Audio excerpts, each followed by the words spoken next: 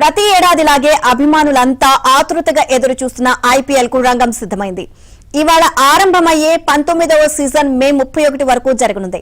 మొత్తంగా 10 జట్లు లీగులో తలపడనుండగా 74 మ్యాచ్లు జరగనున్నాయి. ఇందులో 4 ప్లే ఆఫ్స్ ఉంటాయి.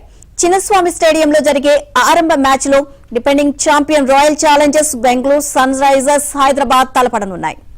ఈసారి కూడా ఆయా జట్లు పలువురు కొత్త ఆటగాళ్లతో బరిలోకి దిగబోతున్నాయి. గతేడాది జరిగిన మినీ వేలంలో కోల్కతా నైట్ రైడర్స్ ఏకంగా 25.20 కోట్ల ధరతో క్యామరూన్ గ్రీన్ ను సొంతం చేసుకుంది. అంతేకాకుండా అత్యంత ఖరీదైన భారత ఆటగాళ్లలో అన్క్యాప్డ్ ప్రశాంత్ వీర్, కార్తిక్ శర్మలు నిలవడం హైలైట్ గా నిలిచింది. ఈ ఇద్దరు యువ ఆటగాళ్లను చెన్నై సూపర్ కింగ్స్ 14.20 కోట్లతో తీసుకోవడం అందరినీ ఆశ్చర్యపరిచింది. దీంతో ఐపీఎల్ లో వీరిపై అందరి దృష్టి నెలకొనుంది. అంతేకాకుండా లీగ్ షెడ్యూల్ ను విడతల వారీగా 2 సార్లు విడుదల చేయాల్సి వచ్చింది. వచ్చే నెలలో పలు రాష్ట్రాల్లో ఎన్నికలు జరగబోతున్నాయి. దీంతో గతంలోనే మొదటి దశ షెడ్యూల్లో 20 మ్యాచ్ల తేదీలను ప్రకటించారు.